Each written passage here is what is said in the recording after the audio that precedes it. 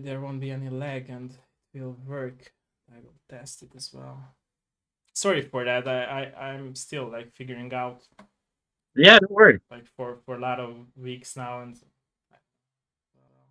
Yeah, there's always technical difficulties with these things, so yeah, it yeah, don't is. It is. It is. It is. don't worry about it. Thank you. Thank you. Yeah, but it looks fine now. It's not lagging. I'm watching it, and yeah. And so you're streaming us, is what you're saying. Yeah, I'm streaming with Yeah. OBS and on Twitch. Yeah. Do you have my channel, by the way, so you can follow the chat? I think I do. I think you sent it to me on Twitter, right? Yeah, yeah, I did. I did. I did. Yeah. Yeah, and I also made a post, but I can link you. Let me see. Oh, it's working now. Okay. It works now, and there is no lag, so we should be fine now on my end, if I'm correct. Yeah, let me send you real quick, and I will make an announcement.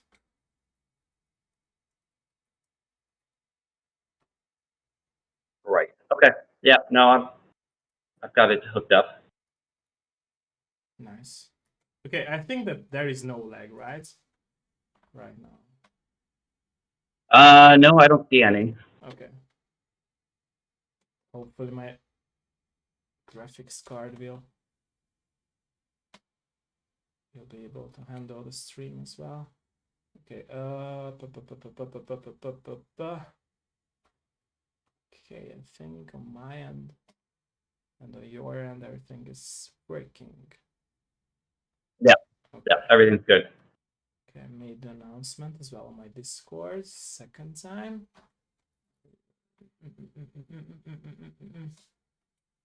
Okay, I think it's working. Okay, let me sit into my original position. It's just my laptop over there, so that's why I was looking at the right side, and my camera is here and my monitor. So sorry for that. So yeah, Yeah. guys and girls in the stream, ladies and gentlemen, please let us know if everything works fine for you out there watching us, and then we will be able to start our today's Dev Life show. So please let me know. Hölgyek, urak, kérlek szépen tudassátok velem, hogyha jó minden, és akkor el tudjuk kezdeni, jó? Please let us know. And after that we can start. And like I'm always saying, you will be able to ask our guest George here at the end of our stream. So yeah. Yeah. Great. Yeah. Good to be here. And hi, everyone. Okay, let me know, guys and girls. Don't be lurking out there like I'm always saying, always joking. Step up from the lurk. Okay. Let me.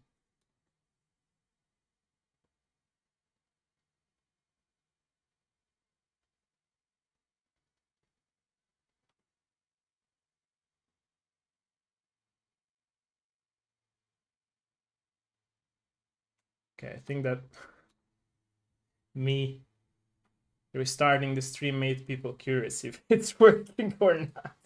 Let me announce it again on my Discord. Oh my god. Okay.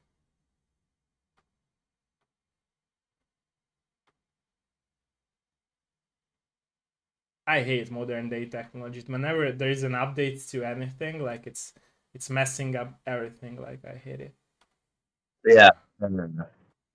Yeah. It's something that's a reality for sure. Yeah. There's these types of things, and then they always update it just when you don't need it to.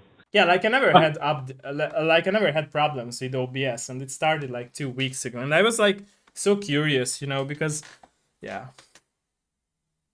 I know that for a lot of people, video quality is very important. For me, it's like it's like more the content which matters, not the video quality. But yeah, I know that for people it's important. So okay, Gergovics, jó minden? Gergovics, jó minden? Jó minden, nem laggol? Nem laggol a stream, jó a hang is, lehet hallani minket? Can you guys and girls hear me and our friend here? There is no lag, right? Please let me know so we can start. Please let me know. People are still waking up from their lurk. Okay. But I think that we are good to go. It's Okay. not lagging, right? On your end, if you watch the stream, it's not lagging, right?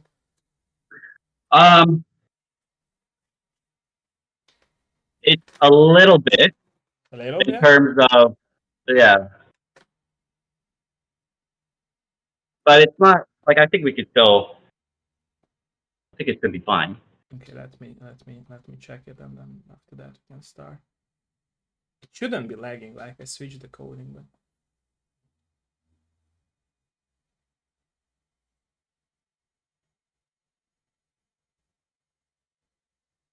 on my end it's fine. It looks fine. Nem baj, Mini, laggol, csak annyit mondj meg nekem, kérlek. Laggol, vagy nem? Egyáltalán nincs lag.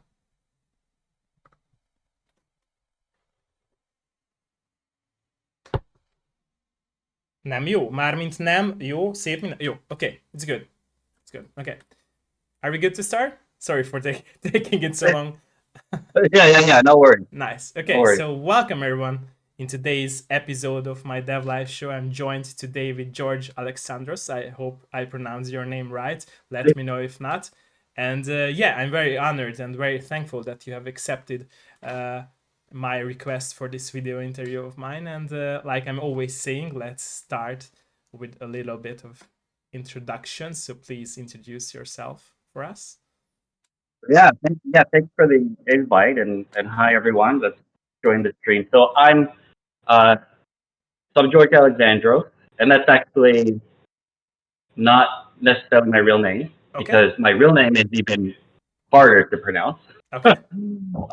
So because I'm Greek, so I've got a really complicated name. Because when my parents came to Canada, they were like, "Well, we'll just give him the most complicated name possible, and he'll fit in with everybody else, right?" So I go by George mostly, but my first name is actually Yeoryios, which means George. But yeah, so I am sort of an indie game developer, and I've got well, technically two games out. One is, and they're all part of the same series. It's a series called Elohim Eternal, and it's a turn-based RPG that is very focused on story and characters. So it's very story-driven. It was very much inspired by Xenogears because I love that game. I'm a huge fan of it, and it's also inspired by Shin Megami Tensei in that series for the battle system. Nice. So those were two of my main inspirations, and it sort of it came about through this want to tell this great story that I've had in my brain for many years, and that I've been developing for many years. And then I was like, well, I need to tell this story. I'm going to tell it one way or the other. So how do I do it?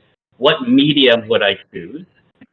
And I actually have a background in creative writing, and I've written lots of novels and whatnot. But I didn't really think it fit within, sort of fiction. So I wanted to, and because I'm a gamer myself and I love games, I thought, well, why not make it a game? And so that's sort of how it started. Yeah, it's been wonderful ever since. Nice. Okay, thank you for that. Okay, so I'm always interested in people's origin story about video games and everything else. So what was your very first contact with video games? Oh, I think I was like 4 years old. Okay. And my brother, who's 2 years older than me, his godfather bought us a Nintendo. Okay. And that was it. We were obsessed with it. And my parents were very much wanting us to play games. Like, they were very supportive of that. And for some reason, I think like, my mom is very protective, so she was like, well, they're playing games, they're in the house, right? So I think that was her way to get us, like, to stay in. But since then, like, my brother and I, we still play games. Like, we're in our 30s, we have kids, we have, like, so we're adults, but we're still very much into the gaming sphere, in the gaming world. Nice. And, like, I just can't imagine being anything else. Like it's the best hobby to be in, right? And Nice. back then it was, people were a little bit more secretive. It was more niche. Yeah. Now it's become like everyone's a gamer, A trend, right? right? Like A trend, we could say. yeah, Yeah. yeah, yeah. It's become the thing that people do. Yeah. So and it's like the industry makes more money than I think movies and music Yeah, combined, exactly. right? So Yeah. it's a massive industry, Yeah. and despite the fact that the industry right now is going through some changes that are not always great, like with the layoffs and whatnot, it's still such a great industry to be in, and so ever since that time playing Nintendo, like it's been one thing after the other. Like my brother and I have always had all the systems growing up. Nowadays we don't do that anymore, like because both my brother and I are PC gamers, so we just do PC, and our Steam libraries are insane. And I'm like, I can't believe I bought all this. Like it's crazy to me. But it's yeah, so I play a lot. My brother plays a lot, and sometimes I buy a game and like I don't even have an intention to play it. I just want it in my library. Like it's very Like a it's very collector, strange. right? But like yeah, exactly. And in this digital world of you don't own anything, like I don't think Valve is gonna go anywhere, right? Like Valve is the industry standard for PC. So True. I feel pretty comfortable about it. But yeah, it's like I just yeah, it's been I can't imagine life without it. Nice. Like I think I'm gonna be 90 and still playing games. Like That's a I very nice can't. thing, and Yeah, I'm planning to do that in my life too. Like for me, it's also like a very important thing, and I feel like securing our inner child is pretty much similar to having games in our life, right? yeah, yeah. There's a lot of benefits within studies that have shown that, like, if you play, for example, if you play shooters, it actually lowers your stress. It doesn't make you more True, aggressive or true, anything true, that some people think. Like, it actually lowers your stress. And it also helps with eye hand coordination, that kind of stuff. But true, it also helps to stop dementia, or sort of reduce the risk of dementia, because you're constantly learning something new, true. right? Like some of those games that you play, as you get a new game, you have to learn the new mechanics, right? It's always learning something new. So it may seem subtle, but it does have a good impact. Now, all things can be taken too far, right? Like you can have the person that just sits in front of a TV or their monitor and just play games 24/7. That's not good. True. That's not healthy either. So having some moderation is good, but like overall, gaming is culturally it's great. It's and health wise for your mental health as well. It's been really great too, right? Like you see a lot of these games, especially within the indie sphere, of games that are focused on mental health, right? True, And true. speaking to that as well, like Celeste being one of the more popular ones, right? Yeah. And I think indie game developers have that unique ability to say, um, to tell these types of stories that you probably wouldn't get from a AAA, True, true. Yeah, and they because become more they do personal. not have to play or do not have to do or and develop games in a very safe play like AAA studios does or do, but they Yeah, are willing to take the first step and risk with a very unique story like you told us. yeah, yeah, yeah, for sure. Yeah, Yeah, yeah, it's very good to see that a lot of people do that, and it's very good to see also that a lot of developers has it's very unique messages to give to the people so and the players, and they can learn from it if they're of course willing to be yeah, open-minded and to learn from those messages. Okay, so yeah. you were telling us that you wrote novels before, like being a game developer. So have you already had the story for your games before, or at that period that you were writing your novels? No. So how it started was, I think I was 15 years old, Okay. and my brother discovered a program called RPG Maker 95, right? And so and this was sort of in the late 90s, Okay. and he was like, "Oh, this program, you can make games, like this would be great," and I just was obsessed with it. and I got really into the community itself, and with like the RPG Maker community, which back then was quite substantive, and uh, it's sort of curved a little bit now. It's definitely changed, but back then it was like, you sort of ripped graphics from other games, and then you put them in your own game, and so it was really interesting. And a lot of game developers start that way, right? Even ones that don't use RPG Maker, they'll use like a game editor for like StarCraft, for example. I know they had a game editor where you can make up your own sort of maps and whatnot, and those were super cool. So, and then I got into the community for quite a while, and then I left the community because I thought maybe I should pursue writing as a career or as a passion. And I did that, and I did like a bunch of courses. I did screenplay writing for a bit because screenplays really focus on structure. And so you'll see on the Steam page for Elohim Eternal, the Babel code, I'm sort of walking through each of the story beats. And that's actually the story structure for literally every single movie that's ever been made. You can follow those beats, and it'll be the same. And so I also did a bunch of writing conferences. Like, I don't know if any of your viewers are familiar with Writing Excuses, but that's a podcast that Brandon Sanderson, who's like one of probably the most famous fantasy writer out there, he was sort of the lead of it, and it was sort of nice to be able to speak with him and get my work critiqued by him. And so I sort of pursued it. I was writing novels, and it had become something I was used to. And then I thought, it's the story that I want to tell does not fit within this medium. And so I made the decision to do this video game series, which I think most people would have told me, do not do this. Because it's a big project and that takes a lot of resources. But I was like, people spend money on their hobbies. True. I'm gonna do it. Like, if it's important for me, I'm gonna do it.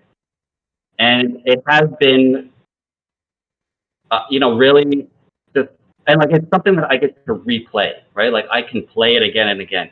Most of the novels I've written, I have not gone back to reread them. So, but the games that I've made, I will go back to replay them. So to me, that was the answer. But why? Now, that's not just why you weren't into reading back your novels? Did you think that you were too judgy if you have done that, or why? I just don't. I am a reader, but I'm not as big of a reader as I am a gamer. So I see. I preferred it more to writing. Having said that, I still write books. Like, I still want to do something like that. Actually, there's a mailing list that I have where, like, every quarterly, the mailing list gets a short story that's based in the universe of Elohim Eternal. So it's really it's a big world with tons of lore that sometimes even I get into my head of like, what the hell am I trying to say here? But like, most of the time, it's quite structured, and so it's a very there's a lot of different stories to tell, and so I think it could be told in various ways. And what I want to try to do with the series is, well, for example, looking at Xenogears, that was 6 episodes, right? It was supposed to be a 6-episode game, but they only made the 5th episode, and then budget and whatnot. Yeah. Square Enix said we're not doing it. And then Takahashi, who made the game, he went out and did a Xenosaga, and that too, budget and whatnot, he couldn't really complete it the way he wanted it to. And for me, that's sort of my way of saying, well, like, can I complete this story? And I think I can.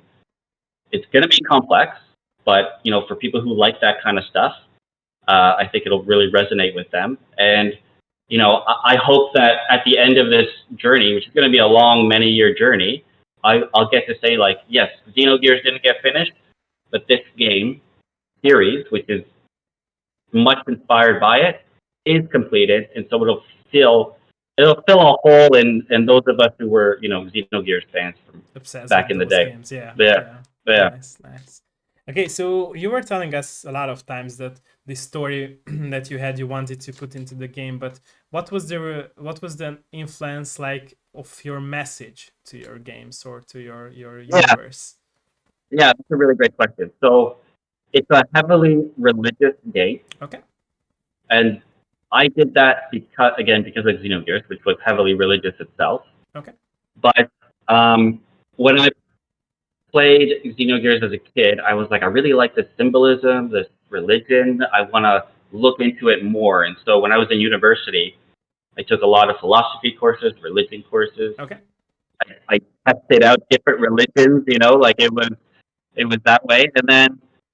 And then it wasn't until I read a book called The Unseen Realm okay, by Michael Heiser, who's now passed away. It was a book about looking into the Christian Bible and seeing these images and what they meant and what these weird passages meant. And then I took what he sort of said and what his book was about, and then I just transferred it over into like this post-apocalyptic, sci-fi fantasy world. And and so it's been another way that I look at it is I don't know if you or your familiars or your viewers are familiar with Paradise Lost, that poem Paradise Lost by John Milton. I'm This not sure, this but big they might be, yeah. yeah, so it's this big poem Okay, about basically the fall of Satan, right, of Lucifer. okay, And John Milton, and it's an epic poem, right? So like Homer and Odyssey and whatnot. And so he had said, well, I want to write this story because it's the first story of the entire world. That's so he was trying to get back to like that sort of time frame. Like he was clearly writing at a time when epic poetry was back in the ancient days. He wanted to go back to that, but he also wanted to be the first one or be considered as the first one. So he developed this story. And I sort of want to do the reverse. I want to tell the last story of okay. of our world, and so that's sort of how I see it, and that's sort of the message that the game is going through. But it's very interesting that you're telling a story like a last story, but people can read it like, going backwards and understand themselves and Yeah, their life, right? So I yeah, think that yeah, that's also a message of your games and your universe that people are going back with reading through and playing through your games, right? If yeah, I'm correct. yeah, Okay, yeah, yeah, yeah, that's for that's sure, for that's sure. very Yeah. that's very interesting. Okay. And so when you started like developing your very first game in this universe, how did you felt about like your close friends, families? Were they supportive about your decision that you are making games instead of writing, just writing? Yeah, yeah. It's what I do. So I'm a, I guess you could call a solo developer. I actually don't think solo developers actually necessarily exist because no matter what, unless you do everything yourself, sure, you're a solo developer. But otherwise, I've got an artist, I've got a musician, so it is a team. Um, but I also do have, a side job that pays for the passion, right? So it, Yeah, it sort of works together. So they were very supportive. My family was like, yeah, this is what you've been training to do for most of your life. So nice. they don't, they don't, they're very supportive about it. And my brother being, he's always my first beta tester. So, and yeah, it's been, yeah, there's been no problems with that at all. And I Okay, think it's probably because I have such a good like day job, right? Like, because I work for the government as my day job, so okay, that's very secure, right? So it's quite secure. So there really isn't any concern about like, yeah, if you want to make a game, go ahead. nice. Nice to hear Yeah. that. Okay, okay. So what was the very hardest part of like getting into game development when you started to make your very first game in this universe of Elohim? Um, well, I think it's two things. One is definitely budget Okay. because you have this vision, and then any kind of vision you need to spend money to realize it. And so realizing that, I had to sort of step back and cut things a little bit. The other thing was, just marketing, right? Like the industry is quite saturated, and um, from what I understand from some marketers in the gaming sphere is that, like, as an indie, you are very likely going to fail. Like the percentage of failure is pretty high. But if you continue to make games, if you continue to build things like your audience, um, it starts to you start to see an increase in your visibility, and that is something that I think is really critical for any aspiring indie developer. Is that it's not going to be a one and done. Like, those do exist for sure, but those are the exceptions. Most people, they have to build a career. They have to build a portfolio, right? They have to build a product, a catalog of products. And so when I sort of realized that, I was like, well, I've got all these different ideas for games. So I can, not just in the Element Eternal universe, I can also do it in other. I also have other ideas for games, which I'm currently working on as well. So,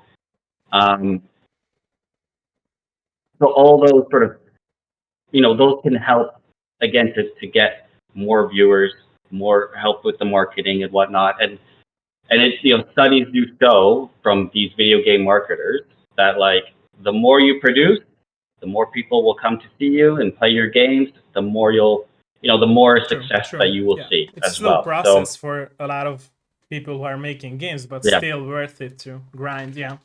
Yeah, absolutely. Nice. Okay. And so, were there times when you like wanted to step back a bit from game development, or give up? Oh yeah, yeah, yeah, for sure. Okay. For sure. But the thing that sort of keeps me going is the music. So I don't have. So I love music, Okay. but I don't really have any musical talent myself. So I do hire a musician, and when he creates tracks for the game, that's what keeps me going. Okay. Nice. And yeah, and to me, it's the music that's probably, like, the story and music that are most important. Because when I think about the games that I've played, I may not go back to replay the game, but I will almost always go back to listen to the music. Listen to the music. Nice. Right? Yeah. Right? Whatever it's on YouTube, you're doing work or whatever, it's playing in the background. Like, the music is so important for gamers, especially within, like, the RPG scene. Like, that's True. critical, All right? the themes can be listened everywhere and anywhere, right? Yeah, Anytime. yeah. So Also, yeah, so it's super important to me to get that right, and it helps me as well to continue going. Okay, nice. And why? Yeah. What could be the power or influence idea behind the power of music that people are so much connected to Yeah. music? I think it can take you back to a certain. It gets you feeling certain emotions, right? Like, if you listen to a battle theme, it will get you feeling that way, right? Like, in a sort of a high energy sort of feel.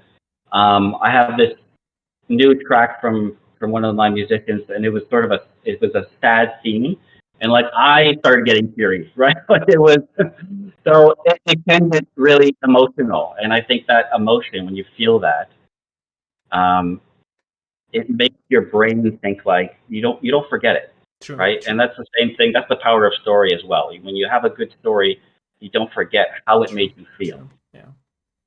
Okay. Nice. So like, a lot of times, writers will be told, show, don't tell, or write what you know, right? They always say, write what you know. But that's not really great advice. It's more like, write what you know emotionally. And so if you write those emotions in and those feelings in, that does resonate with people. True. That's the very honest, message and story that people give from their life, I guess. Yeah. And there's like also, totally. quotes that people say that the best stories are from people's life and from the saddest moments of our life, because they are emotional and people can, connect to those stories. And it's very nice to read those stories and to know, like you said, we will remember those stories forever. And Okay, so which soundtrack is your favorite from the OST of the games? I would say it's the main theme. Okay. Yeah, which is just the opening theme. I just think it was the musician Ryan Fogelman. He built all these layers into it, and with various instruments, and it just sounded so pleasant, right? Like it was. I was like, this is like I couldn't imagine anyone else creating something like this. And he is such a unique musician, and I keep telling him, and I'm like, you are perfect for this series.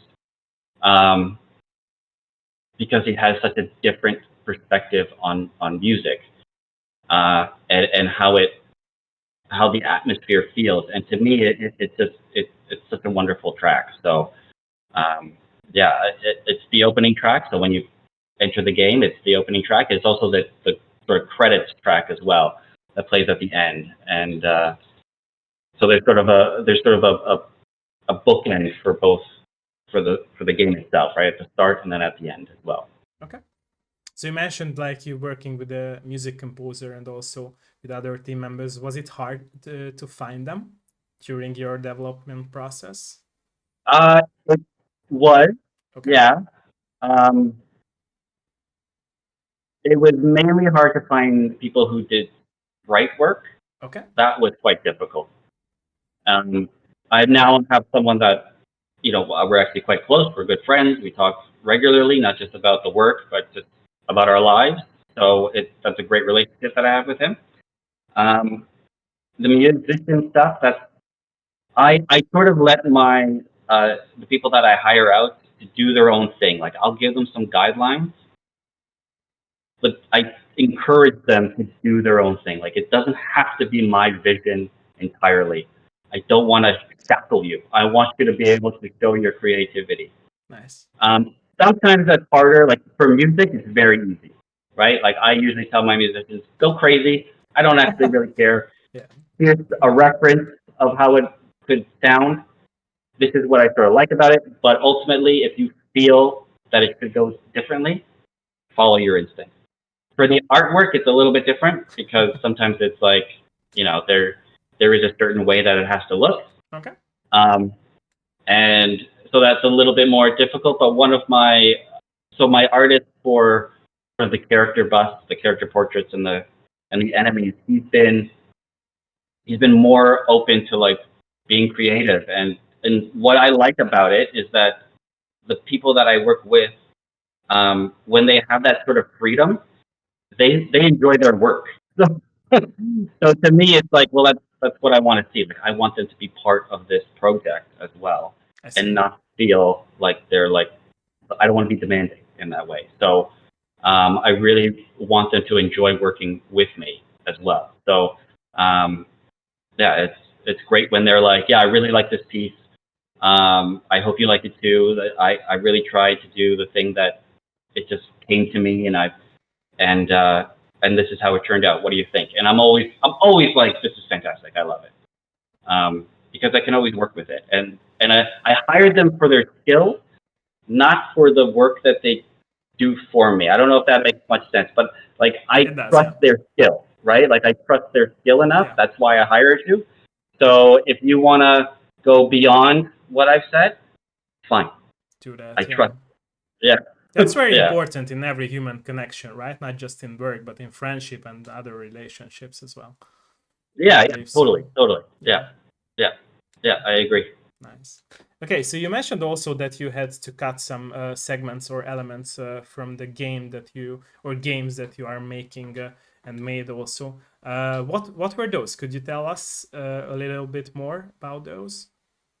Yeah, so when I first made the game in the first series, it was a game with like crafting. It had it felt like an open world game because I was playing a lot of open world RPGs at that time, and it was like all the rave at that time as well.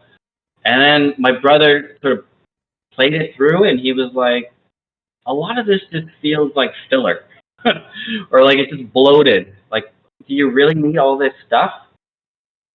And so then I cut that all out, and I made it a little bit leaner as an experience. and it's just, and at that point he was like, yes, this works. This is great. So I think crafting systems, they're good, right? But it's like, if you don't actually need it, or if this isn't actually a crafting game, then don't do it. True. So it became a good lesson for me to say, what's the core of the game? What's the core mechanic?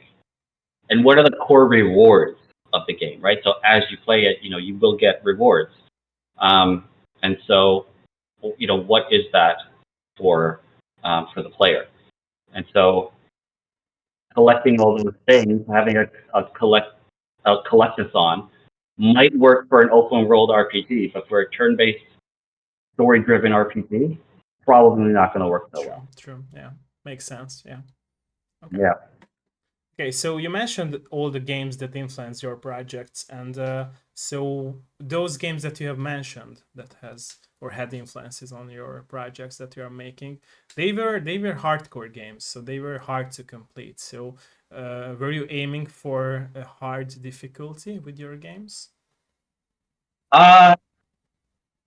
No. So a lot of game balance is, I think game balancing is actually pretty difficult to do. Okay. But I really didn't want it to be too difficult. Like, it's not like a Dark Souls turn-based RPG. Like, I didn't want that because I find that stuff to be kind of frustrating for me personally. Okay. And as an indie game developer, it's harder to convince someone that this is a good game. So if you are already frustrating them, I can see them being like, forget this, I'm getting a refund. Okay. So, and I really did want people to, go through the story, experience the world itself, and experience the music. And so part of that was, maybe I had to make it a little bit easier.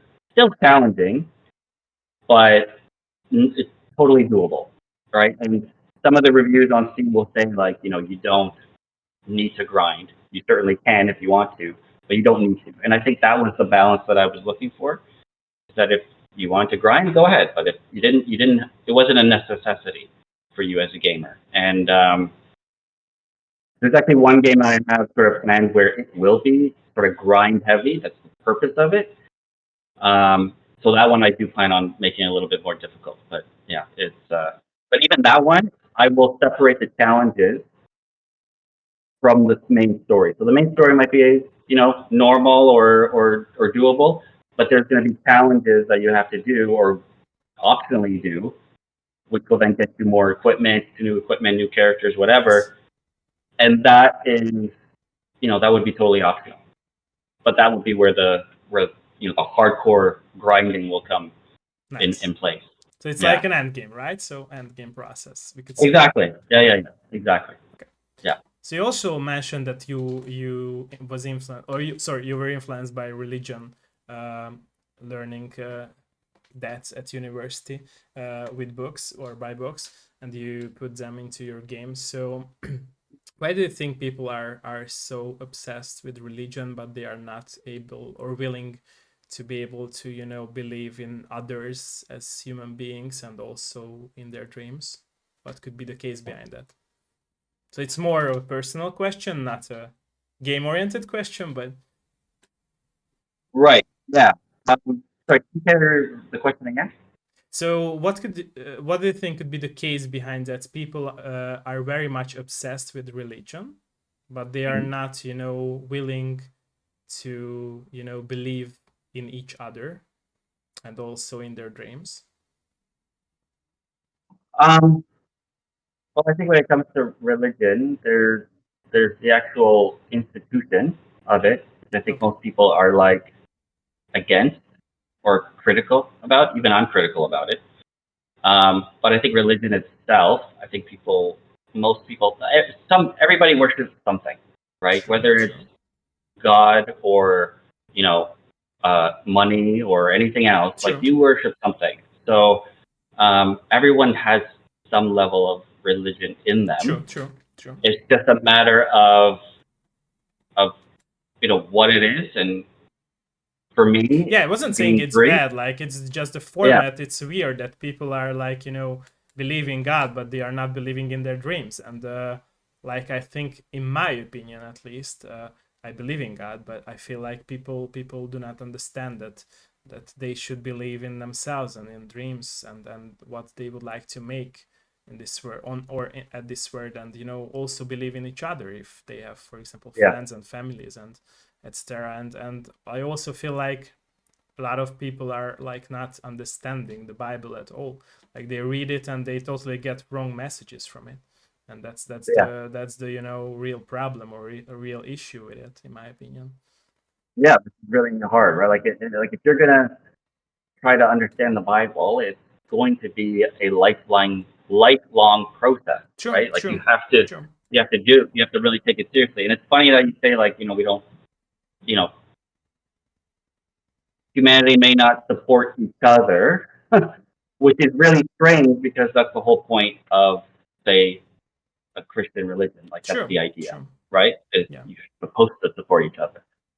Um, and so it can be, but at the same time, it's also really hard, right? Like you know, sometimes you just don't like someone, right? Like, and then you can feel that way about that person, even though you know it's wrong. But it's part of living in this sort of broken world, and so that's true. the It's thing true. that It's makes true. It's true. It's me. true. But I think that so sorry for interrupting, but I Yeah, think yeah, that go that ahead. would be the goal with believing in like God or in Yeah, any religion, yeah, that you're believing and not just believing, but you're doing the right things. And that's when I was saying that absolutely. a lot of people are like, even reading the Bible, they do wrong things. Like it's also like Yeah, very weird to experience that. For example, there are a lot of communities who are making these communities for the name of God, and religion, and yeah, they're like collecting money, like what the hell? Like the yeah, yeah, Bible did yeah. not told anyone to collect, money for the name of the God. Like it's weird, and I feel like that's the real problem, real issue with like people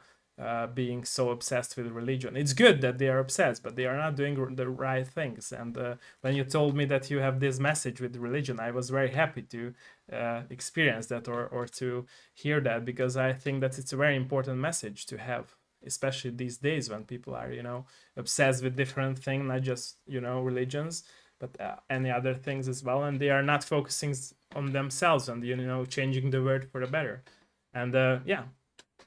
Yeah, yeah, totally. And like there's so I'm Greek Orthodox, right, which sees itself as the quote unquote Okay. original church, right? And then you have Catholicism, Yeah. and then you have Protestantism, which is more American, Canadian. Yeah. That's sort of they're mostly Protestant. And in the Orthodox tradition, it's more about focusing on yourself because you can't and like being good with yourself so that you can be good to others. True. True. I believe in that. Yeah. Yeah, and so in a lot of ways, it's so that's and the other thing about the messaging in the game is, um, in the Greek Orthodox Church, God doesn't love you for who you are, right? Sometimes you really hear that, right? True. You hear people say like, God loves you for who you are. He doesn't. He loves you for where you are in your life, right? If you're struggling or whatever, he still loves you, but he loves you for who you will become. And so that in Greek Orthodox is called theosis, and it's becoming like God, becoming godlike or True. Christ-like. True. True. Yeah. And so that a lot of that is sort of within the game itself, and that idea is talked about sort of subtly in the first game, but as the game progresses, it'll start to become more and more evident that that's sort of what these characters are trying to achieve. Okay. And this process of theosis happens everywhere, right? Like it's going to happen with us as human beings, but also within the world itself, right? The True. idea, the end game of Christianity is, uh, well, within Judaism as well, is a new world in a new heaven that is actually perfect. Do you Now, of believe course, in there's always, that? Do you believe in that? That sorry for yeah, interrupting you. yeah, That people absolutely, will change absolutely. for the better, and they will have a new Yeah, word sooner yeah, or yeah. later, we could say. Well, hopefully sooner, but it's I think, yeah, that is the idea. That's the end goal. And there's always questions that you get of like, well, why doesn't God just do that now?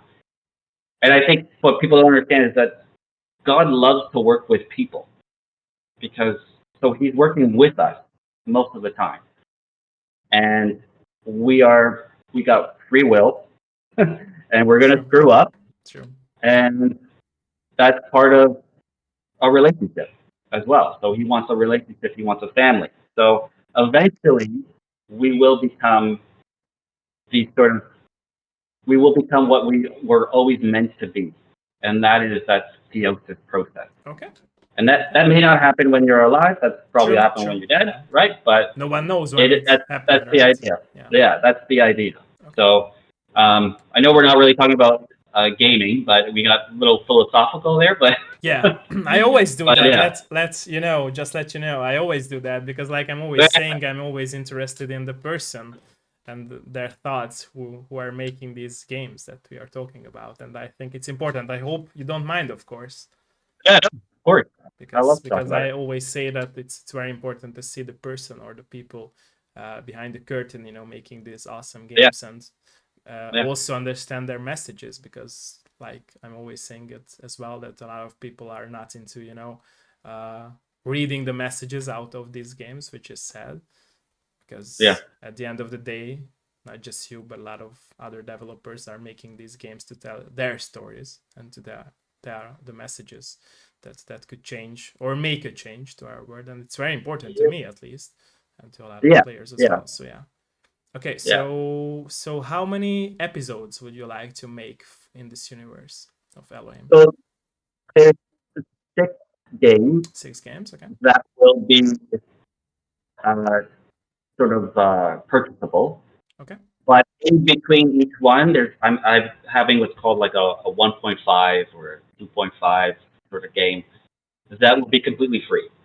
And so that I'm working on that right now, which I'm hoping will be released maybe the end of the year or beginning of next. And that will just be a completely free game that sort of bridges the gap between 1 and 2, and so Okay. that continues on until episode 6. So all the stories with their characters are connected together, or are they Yeah. separate stories to enjoy?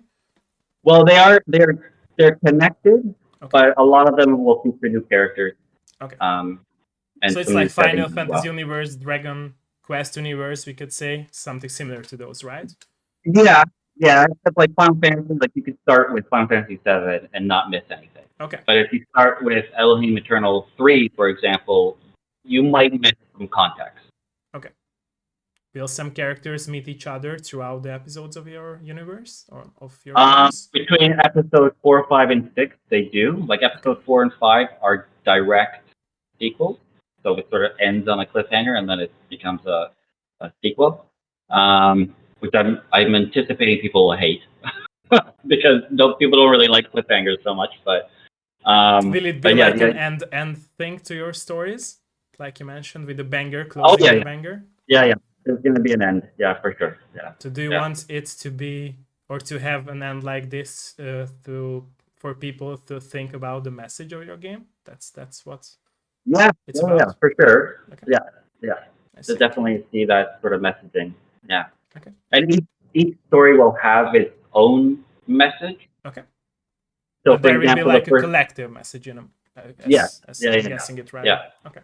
Yeah. So the first game, for example, is the main character, Joshua, is essentially quite committed to his one religion, but it starts questioning it, and he starts seeing things in the world that make him question it.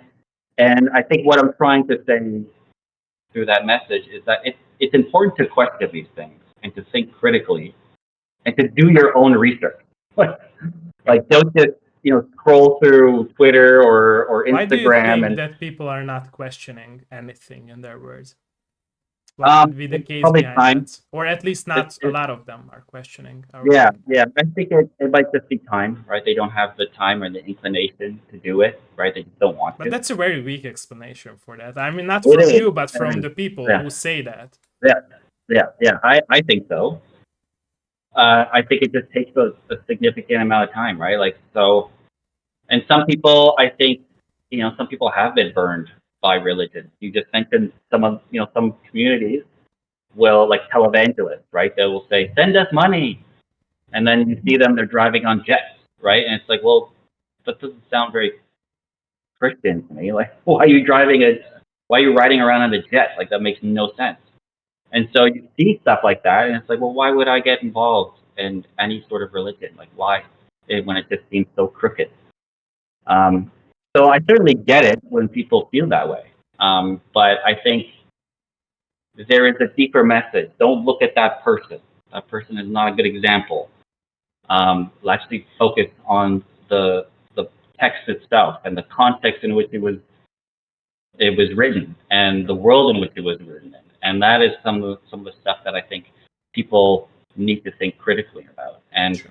it's interesting stuff, right? Like some of that ancient history, like we think ancient people were, stupid, but they really weren't. They don't have Yeah. all of our technology and stuff, but Yeah, and they that's what I were. wanted to say. That reacting to what you said, that I think that back then people did not have, the possibility to see what others doing. They just had to focus on yourself or themselves, sorry, and at their community, and that's why they had bigger knowledge about everything. Like they had to, Yeah. develop all the skills that now already exist on the internet, and you have these fake gurus who are selling Yeah. all the Yeah. fake knowledge. And I saw a movie, I'm not sure if it was 2 or 3 months ago, in which like a person said that a quote about like whenever internet will be available to everyone, it will have like free knowledge, and free knowledge is bad. Like Yeah. knowledge should not be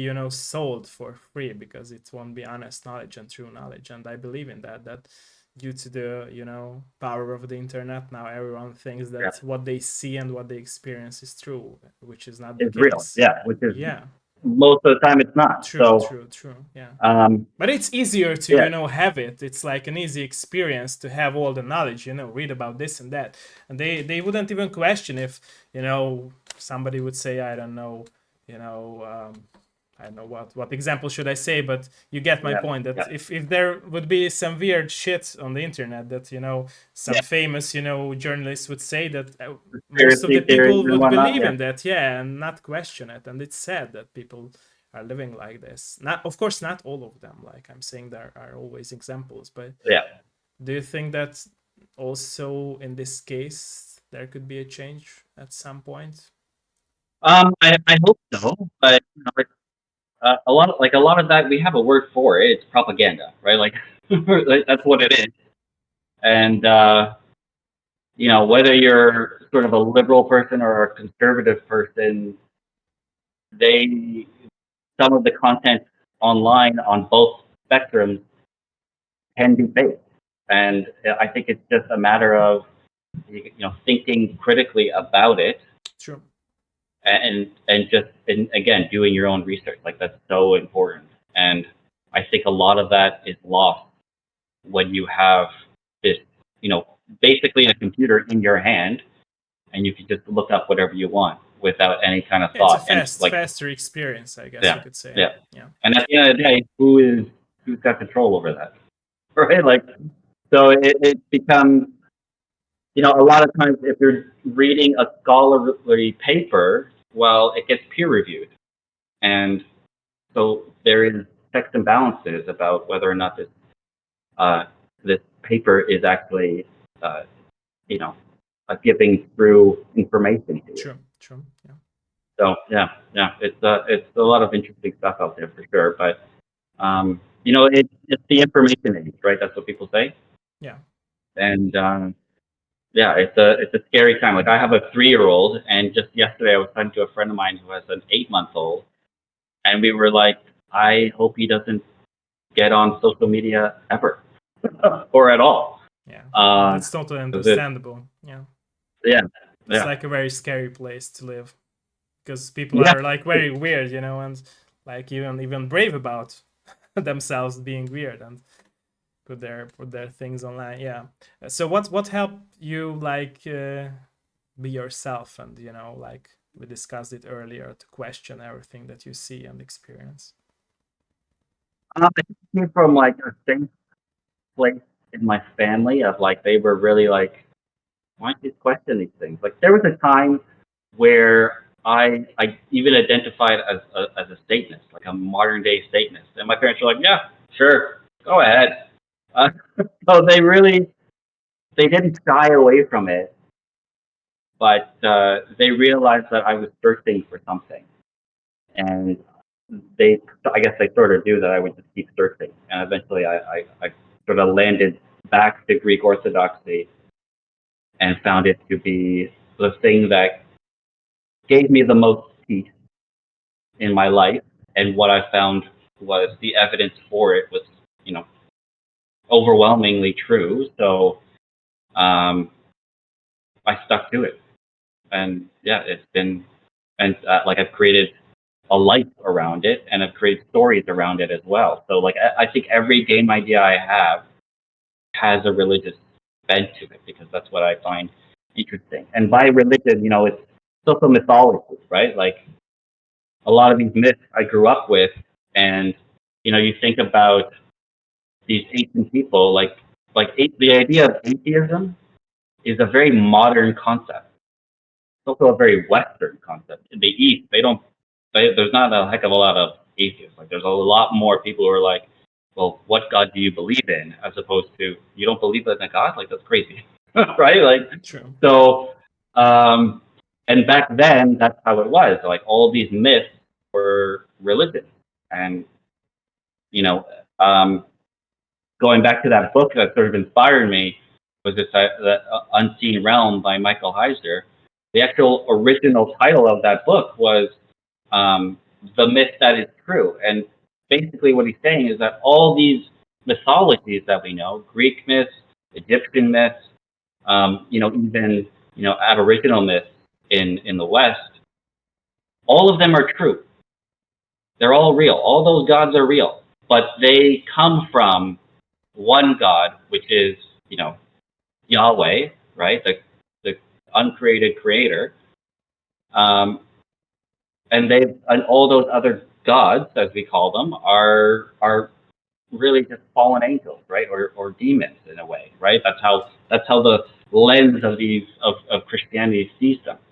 But you know, they're all true. Like if you came to me and said, "Well, do you believe in the Hindu gods?" I would say yes. And so it's like, well, aren't you a monotheist? Like, don't you just believe in one God? And I'm like, I believe in one true uncreated creator. Yes, but there are tons of spiritual beings, let's call them, and those, like the word God is just spiritual being. That's all True. it is. True. So that's how we see it. And the word Elohim is also just means spiritual being. But in Nice. our modern thinking, we take Elohim and we think it's capital G God, right? But that's not accurate, and it's not what the ancient people thought. That's not at all what they thought. They thought no, there was a pantheon, and there was tons more out there from a spiritual perspective. So True. yeah, it was eye opening when I saw that because I think most of us are born to believe that like no, none of these gods are actually true. You know, this one's the true one, and but then you also see like the first commandment is, you know, you'll have no other gods before me. It's like, well, God's not nervous about things that don't exist. Like he's actually telling you don't put any other of Yeah. these spiritual beings before him. Like he's honest. He's being true about that. Yeah. Yeah, and it's very interesting to see that, you know, everyone has this common knowledge, not just because they grow up, you know, studying and learning these things, but they intentionally like come to this earth or to this globe by this common knowledge of, you know, realizing that there are some other beings, you know, not just us. And it's very interesting to see that as kids we believe in that, but as adults we grow up, we stop. Yeah, Most of us stop believing in these things or these, you know, yeah, uh, other life forms on a spiritual level too. What could be yeah. the case behind that? That we grew up and some of us, like, you know, just take a step away from this other reality, we could say. Yeah, it might be this idea of um, you know, science itself, right? And like we just think if we can test things, if we can actually touch something, empirical evidence, that kind of thing, that it's true.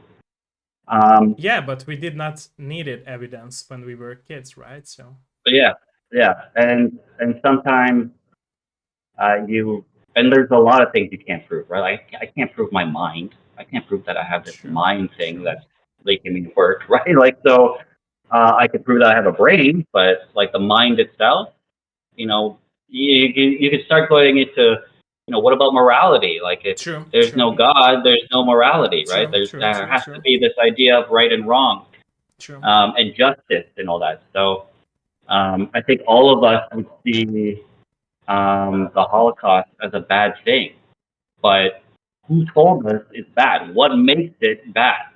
And that's this idea of right and wrong. Um, so, and then where does that come from? So it's all it's all sort of connected. But I think when people think about God, I think they get like it's a crazy thing. Like I think some if viewers, as we're talking about some of those spiritual being stuff, they might just look at that and say, "Man, this guy sounds crazy." And like I get it, it does sound crazy. It sounds like I have three heads for sure, but um, and that's fine. You can have that sort of belief. But also, one thing I want to touch on that was that doesn't that sound like a great story in a video game? Like, right? Like having all these spiritual beings that True, are at war true, with each other. That is a lot of games that we true, have, right? true. And I Like, I mean, also believe that sorry for interrupting you, but I yeah, also believe that all these stories that were put into games and not just now, but like 10 years ago or into movies, they come from people who might never experienced or read about any of these topics, yeah, but they yeah, somehow realize these issues or these, I don't know, spiritual words and or technologies that are might not existed at that time then when they had these ideas and of stories. And it's very interesting because I have a theory that I read from a book I cannot name now, but I cannot recall the name of the book. But it was something about like people have these, ideas that they might live through in their past lives. So it's like also mm-hmm, called common knowledge, and that's mm-hmm, how they are mm-hmm, being able to, share these ideas and put into, movies, forms of art, like games, movies, or drawings or anything that, people can consume as forms of art. And it's very interesting to see because like we as consumers see it like they predicted the future, but in my opinion it's not like also it's not just it's not just prediction, but it's also like a thing that they had this knowledge before, might be yeah, their ancestors or I don't know, but it's very yeah, interesting to see that. yeah. And for video games And themselves, that's so there why was this that's why art. so, sorry, I forgot to Yeah, say that's yeah. why Go ahead. I'm on at your level, that I do not understand why people are not believing in these things, because Right. they are Yeah, seeing that everything that, for example, Star Wars movies had in their stories, it's happening, it's real now, like, and back then yeah, it wasn't a thing, like it wasn't a technology yeah, back then, so it's like yeah, yeah. Absolutely. Yeah, yeah. And so, um, what I was going to say was that, oh no, it's sort of escaped me. But, um, hmm, sorry yeah, for that. escaped me. Yeah, okay, it's okay. But I'm sure it'll come back to me. But yeah, I mean, I agree with you. Like, I think some people have just been burned by religion in ways that keeps them away from it, True, true, or they've been raised in that way, right? Like the way we're raised has a huge impact on who we true, become. true. So, um, so I think those two things, speak volumes about it, and it's just unfortunate because it the idea of Christianity it is supposed to be for everybody. Um, so. Uh, So it just sucks that a lot of the times we as representatives of Christianity sort of don't do such a great job True, of exactly. promoting it, Yeah, of yeah, promoting it. So yeah. yeah, it becomes really tough, I True, think. true. Yeah. And it's sad because like you see all those people who, do not believe in anything, not just, religion. And it's sad to see that because like we were talking about questioning anything around us. It's like, they do not question that, even if it's a reality that we are living on or not. Because, like, people get this word, like, food on the table when they, starting this life of theirs, but they are not, questioning then whether it's a reality or not. And that's the weird part, to me at least, to see that. Because, like, who knows, that there are so many theories, and all these theories come from people's minds who are very clever and very talented. And I believe that, like I said, a common knowledge that these people had this knowledge, from thousands and more years from their ancestors. And why we are Yeah. not questioning it. And it's weird. Yeah. It's weird because all this questioning would help us grow as humans, like you said before. That would be the, main goal, to, achieve the level of the gods that we are, preaching. But Yeah. we are not even trying to be there, like, Yeah. so it's weird. Yeah. It's Yeah. weird. Like, it It's doesn't tough. make Yeah. sense at the end of the day, for me at Yeah. least. And yeah, for sure. There's no doubt that it's difficult to get to that, Yeah. right? To that sort of level. We all have our struggles for it. True. I do think, like, being an atheist feels like just lonely and dark. To me, at least, it just feels like you've got no one really to back you up except your family and friends. And let's be honest, they're not going to be there forever. So, True. so sometimes it's comforting to know that there is someone else watching over me, True. right? True. And Because at the end of the day, we are emotional human beings, so we need that, right? yeah, you need that kind of support. So, yeah, it's to me, like, I certainly admire some atheists who just like, no, I don't believe, and this is it. This is my world, and this is my life. And I sort of question them in terms of, like, well, what's the point of living?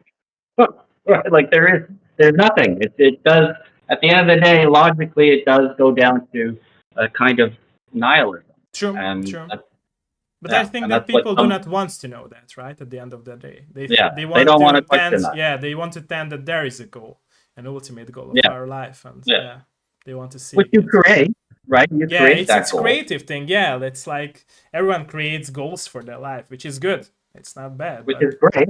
yeah, But at the same time, it's like, is it purposeful? Like, is it does it purpose? have Yeah, any meaning? yeah. Like, at the end of the day, it's all just smoke. It all True. just disappears. True. And that's sad because, like I said, it's sad to see that most of us just not, focusing, on the true goal, which might Yeah. we know or we Like, knew before, like, thousands of times or thousands of yeah. years before our real life. But yeah, I think that's at the end of the day, in our future, that might be a point where we will realize these things, right? Do you believe in that? I have to, like, it's got to be that sort of hope that we will somehow wake up, or we'll and, like, these things, like, there are people who live in ways that are saintly, right? And we call them saints, right? Like, both Orthodox and Catholics have their own saints. And some atheists would be like, well, there's no such thing as miracles, but there are miracles that happen in modern times True. by these people who we consider saints, and they actually do this recorded, We right? just do not So understand those things.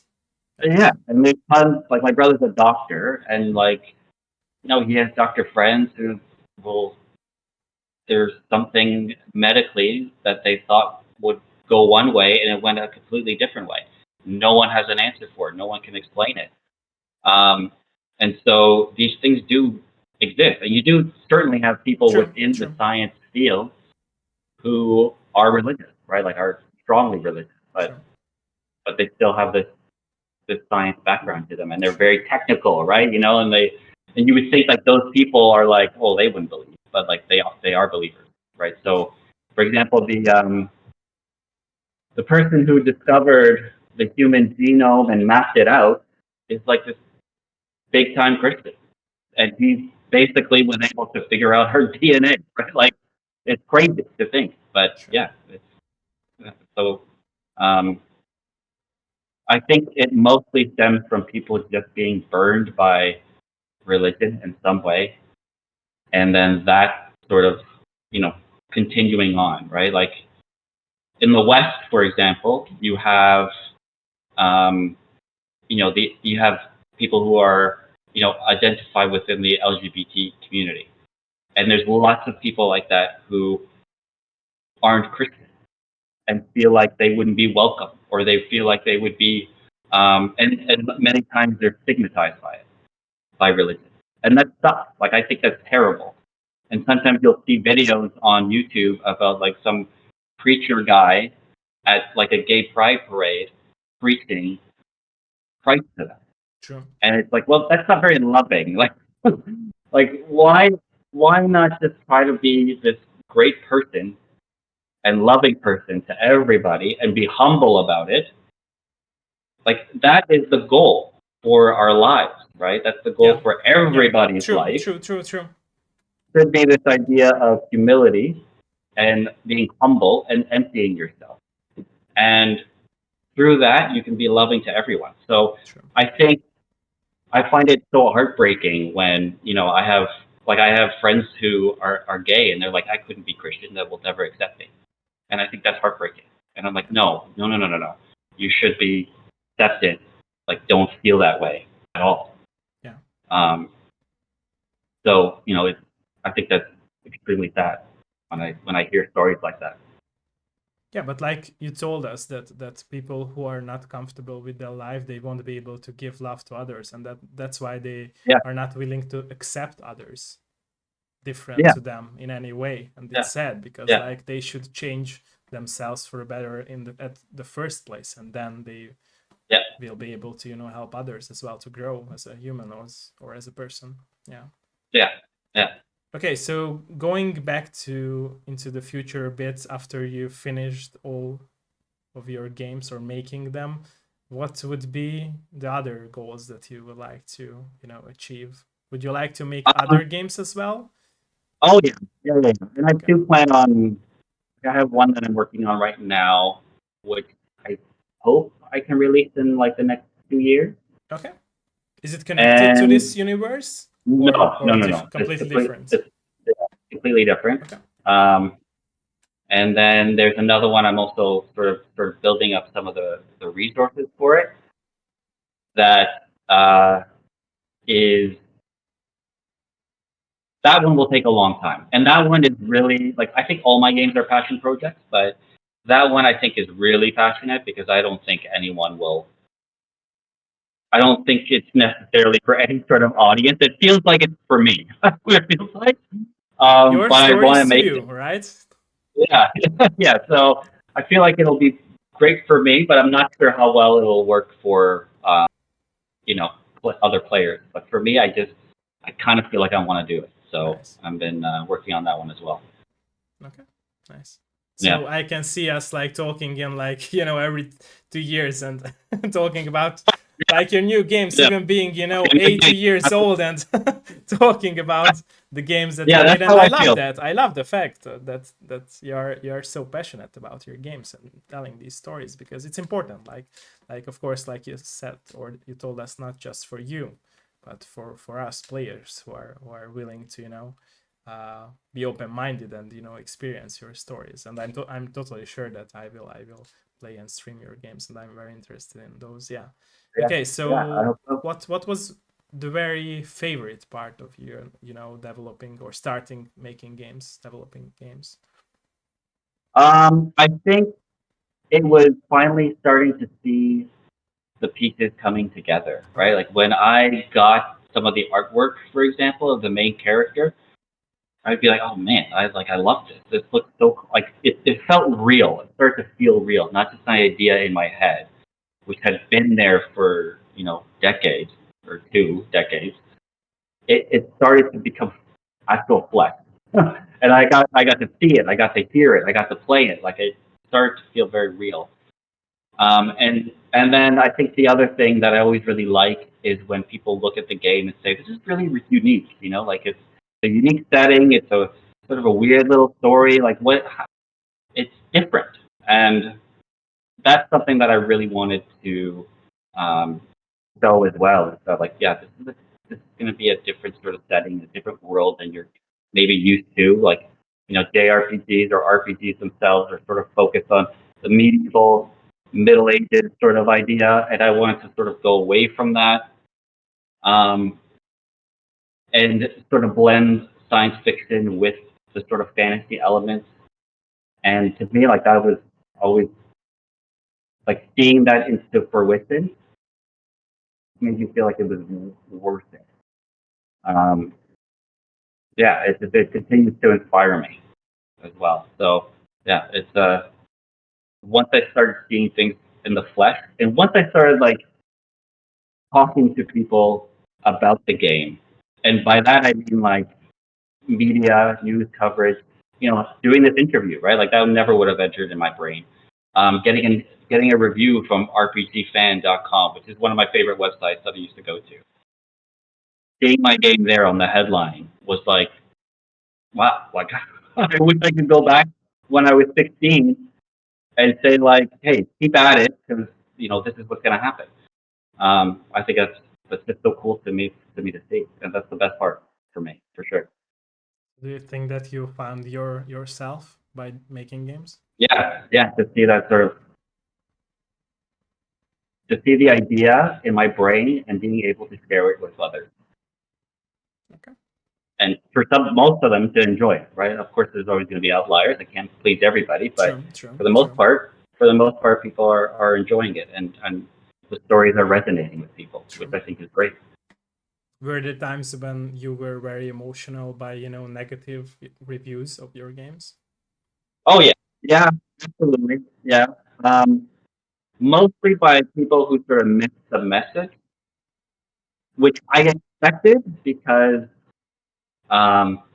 whenever like religion is such a touchy topic, right? Like True. It's a everyone's hard told, topic to discuss. Yeah. everyone's told like don't talk about religion and True. politics, We right? are Those two scared to things. talk about So it, in my opinion.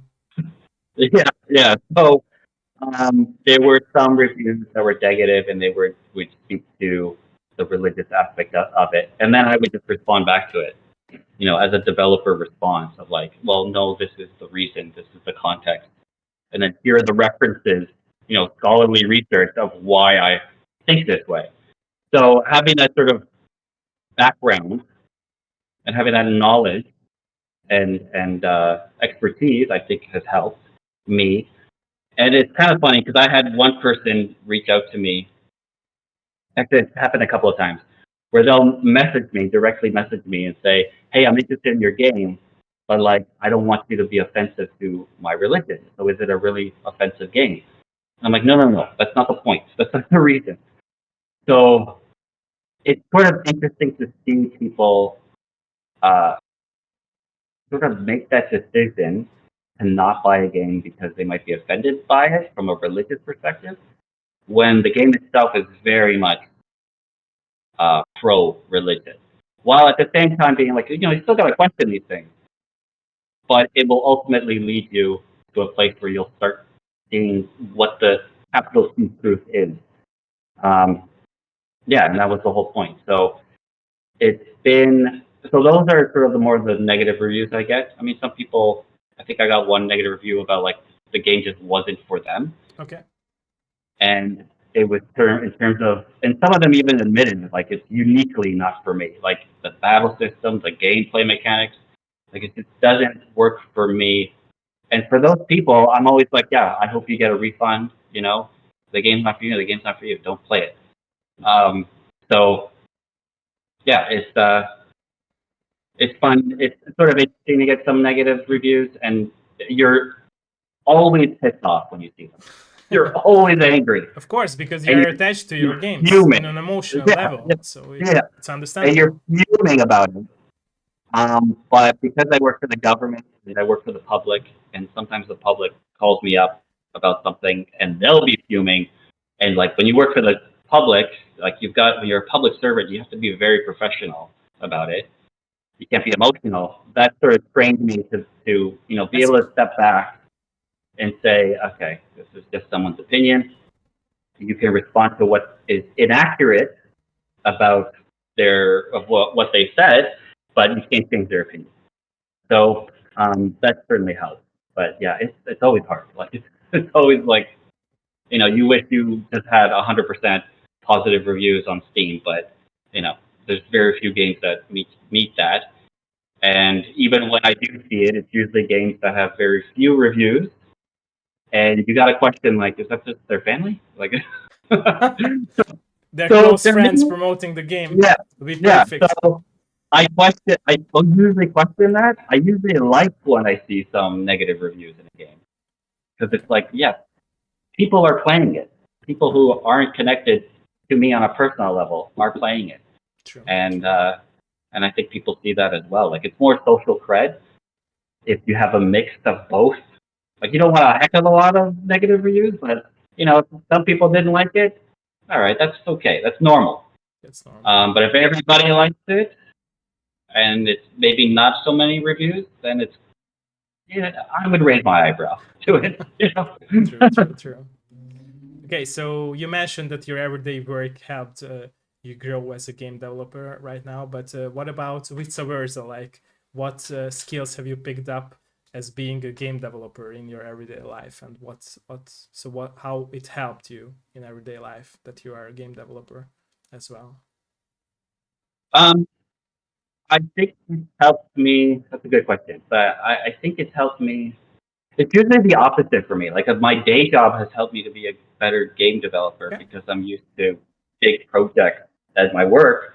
So I manage those projects, so I'm able to manage game development as well and manage my time with it as well. So so my day job has certainly helped keep a schedule and keep things moving, and that's been really critical.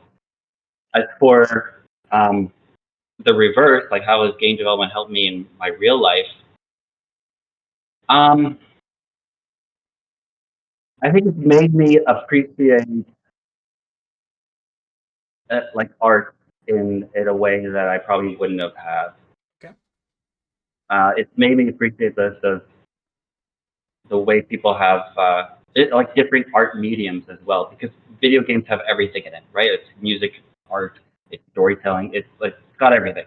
True. So it's really a broad spectrum, and being able to like your game or develop in those spheres makes you a generalist about all these other mediums as well. And so it teaches, you got to learn a little bit about music, you got to learn a little bit about art, you got to learn a little bit about gameplay, design, and all that. So that's really helpful.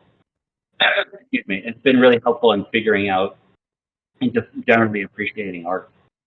And the work that people do. Like, I'm constantly inspired by the stuff that others do. Like, I think it's amazing.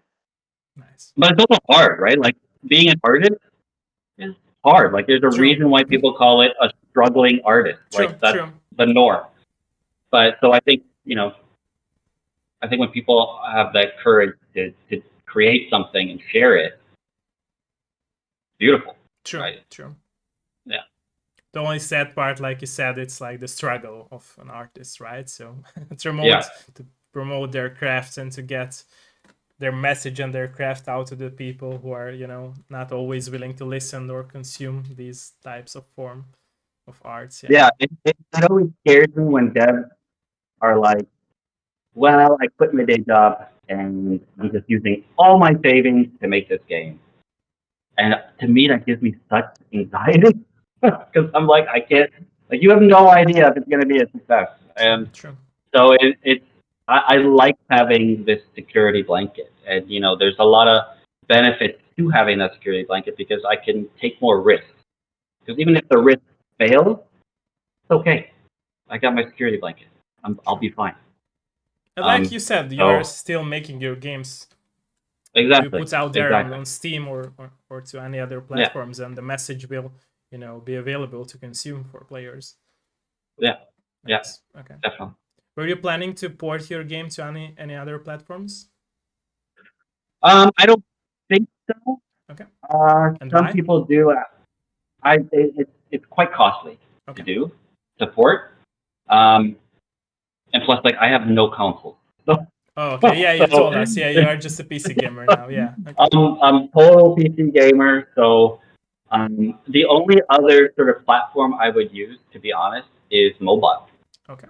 Because I think the mobile market is just like it's a different sphere for sure, but I think there's a lot there that is starting to definitely bleed into AAA. Like I think AAA companies see the the mobile market and the money that these companies are making month to month, and are like, well, we got to try to do it for a triple triple A game. But at the same time, I think those AAA developers are missing the mark of why the mobile game sphere is successful. Versus, like you always hear about microtransactions are terrible, and loot boxes are awful, but those are normal in Mobile mobile gaming. platform, yeah, yeah. It was built that way. It was the mobile gamers are different from console or even PC gamers. True, very true. They're completely different, and they're trained differently. So, uh, so that's why it just doesn't work, in my opinion, for AAA. Yeah, exactly. It's just you see so many games as a service, right? Like that's the new big thing that people want to do, but most of them fail. And the ones that do succeed, they succeed and they do really great, like Fortnite, for example. But it's still like for every Fortnite there is, like there was that whole battle royale rush people were doing. Every developer wants to make Fortnite-like games. Yeah, exactly. How many of them succeeded, right? Yeah, exactly. Yeah. Yeah. So it's challenging, and then I think for the single player experience, I feel like that's becoming more and more the indie way, and less the AAA. Yeah, true. I think AAA is facing an identity crisis at this time. Yeah, we were talking about that a lot with a lot of developers here on my show, and also with my community members, that I think that, and I feel like a lot of AAA studios are not willing to take the risk, the first step, to be brave about their very unique ideas, like they used to do that, like 10 years before. For example, on the PlayStation 1, PlayStation 2 era, or the very first Xbox, other platforms era. And that's why they are like willing to just continue their safe play IPs, we could say. And that works because people buy the games, so it's good for them, good for everyone, and it's still like a safe play to me to see that. But yeah, I can see the change in that in some years from now on, because I feel like it's not a forever thing to go on, for AAA studios, because there will be a time when people will say, okay, stop doing this, and we won't buy any of the new sequels of IPs.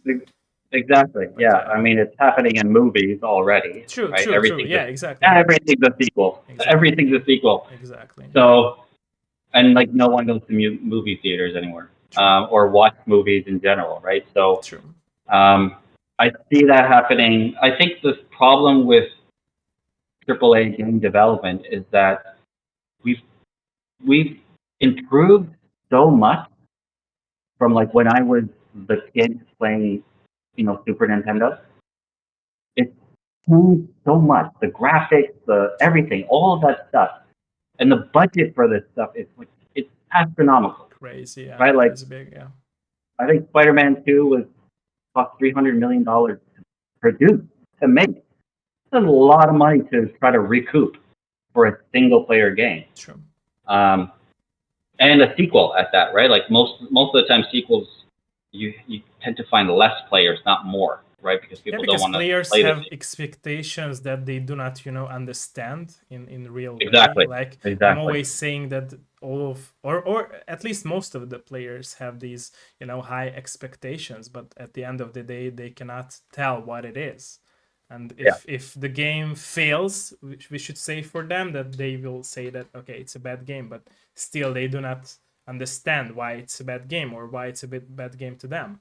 Like that also could be the case behind this, that a lot of people are not consuming any of these AAA games nowadays, or not buying them, or even if they buy them, they are not happy with them and not playing them through, because like I said, they have this, you know, crazy ideas that they might expect in those, you know, sequels, but they are not seeing those, and they get sad about it. Yeah. Yeah, yeah, totally. Okay. Yeah, I agree. So before we go into like asking the people out there who are watching our interview, my closing question would be: so you were telling us that you have been influenced by a lot of things that we discussed, but what about the characters? So were there any, you know, real life people, even you or your family members, that influenced your main characters, main heroes? Because I believe, like I'm always saying, I believe that creators, especially, you know, solo developers or small you know, studios make these games as, you know, using themselves as main heroes. Is that the case at your Yeah. game too? Um, I, I don't think so. Okay. Yeah, I don't. Yeah, I don't think so. I think some of the emotions that the characters feel are certainly mine, Okay. but to say that the characters are based off anyone, Okay. no, no. And I think that comes from my training as a creative writer. Right? Like what we Okay. that's what we were trained to do. Right? Like we're sort of a joke amongst fiction writers of like, well, your first book is going to be basically a therapy session about your life. And that was true for me. Um, and then as you continue to write books, you start to create these characters that But that's not a arguably can have bad thing their in own my life. opinion, right? It's not. It's not. For sure, it's not. And some books are like that, right? And some Yeah, some true. authors have made such great careers out of it. True. But for me, I really wanted to explore. To me, it's more about the theme, and then implanting the theme within the characters, and then that's how it sort of blossomed. But yeah, I love my friends and my family, and I love myself, but like I wouldn't put them in in any of my stories, I guess. Um, yeah, I think yeah, no, I don't think there is, So it's like to more be of honest your with you. emotions in the game than Yeah, the exact yeah, you. Okay. But it's still yeah, you, so at the end of the day, yeah, it's yeah. still true for your Of game course, as well. of So course. then It's that's nice. still That's it's nice. yeah, yeah. It Okay. still comes from someone, and that someone is me. So yeah, Okay. but Thank you. but if I had a specific person in mind, no. Okay. That makes sense. Thank you. Okay. Okay, Yeah. let's see if anyone has any question on the stream. Let us know, guys and girls, ladies and gentlemen. Let us know if you have any questions, or if you might have. Let's let me watch back the chat. Hölgyek, urak, hogyha van bármi kérdés, nyugodtan kérdezzetek. Let me know. Let me know. I know it's late on my end, but hopefully, if you have any questions, you can ask them now. You will also, guys and girls will be, or girls and guys will be able to ask any questions on my Discord server, since I made that update that I will be talking about with George as well after our stream. So yeah, let us know. Let us know. If not, then I will of course close the stream and thank everyone for being here and who will watch back the stream. Hölgyek, urak, hogyha van bármi kérdés, nyugodtan kérdezzetek. Ha nem, akkor majd Discordon folytatjuk.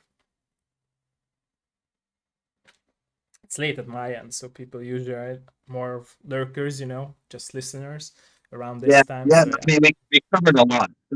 Yeah, true, true, true. And I really appreciate you being honest. Like I'm always saying that, and you weren't like, you know, offended by my very personal questions. I think it's very important, you know. No, I Like think yeah. it's I'm I'm trying an to. open book. Yeah, thank you for that. And I think that it's very nice to see people like you who are, you know, not afraid to, you know, be honest about their life. And I think it's important. Also, I'm trying to, you know, make like a refreshing experience for players and to developers and to anyone who, you know, listening to this uh, dev live show episodes of mine, because I feel like we need a refreshing, you know, experience on the topic of not just making games but the people who make these games. And I feel like I'm not the one to judge, and I don't want to be harsh about it. But I feel like a lot of people who like making any form of interviews, especially journalists, are like Yeah. very strict about like making these interviews because like they are of course they are making say very interesting stories with these interviews, but they are very strict the topics that they ask, Yeah. and they are very afraid also to talk about every topic that they should be talking about. And I think it's bad in my opinion, because I learned journalism on my own, and I Mhm. realized that it's very important for journalists and to people who are willing to make these interviews, to be honest and to ask honest questions, and not Yeah. do that in a very bad way. If you are asking personal questions, not to degrade the guest who is there in the show, but to give a positive perspective, and also like to show their life in a good way, to realize that why they are doing this or that. And it's very important to me, not just for my audience but for me as well. So it's like I'm always saying, it's a therapy session for the guest and for me too. And it's Yeah. good because I hope at the end of the day you learn something from me and from our interview. And I'm totally sure that I learned a lot from you too, so I'm very thankful for that. Yeah, and like as we were talking, well, first of all, it's great to have sort of a conversation setting True, for true, this, right? Which I think we've been successful at, true. but also it felt good to be vulnerable in this chat. And as we were talking, I was like, yes, this is a show about it's called Dev Life. It's about the developer's life, which is not just the game, True, right? true, true, true, It's true, it's more like where you come from, how did you get true, to where you are, what are the things you believe in, and true. that kind of stuff. So yeah, that's I think that's great, and I think it's unique, right? Like I don't really see much of that. Yeah, I try I to, like, I'm always saying that I'm always trying to make unique things, and I'm always trying to make my crazy ideas happen out there, because I would regret anything that I wouldn't be making. And I think that absolutely, it's also can make a change in our life, because I believe yeah, that if anyone will see uh, our episodes or episode of this Dev Life of any other episode of my Dev Life shows, then they can learn from it, like not just from yeah, the yeah, game, but totally, they yeah, can learn from the people who are making these games. Thank you so much, thank you so yeah, yeah. much. Of course, of course. Thank you. Thank you for having me. I Okay, I think think that that's great. there wasn't any questions, but like I said, if people will be asking anything on Discord, they can do that. Okay, I will end the stream now. I will need you for some minutes, so Yeah, please stay with me for some minutes. yeah, of And yeah, course. thanks everyone for being here. Enjoy if you will be watching back this interview in a VOD, version or edited version later on my YouTube channel. And thank you for being here with me, everyone. And thank you, George, that you joined us Yeah, in today's thank episode. you. Thank you. Thank Thanks, you. Bye everyone. bye. Bye bye, Thanks. everyone.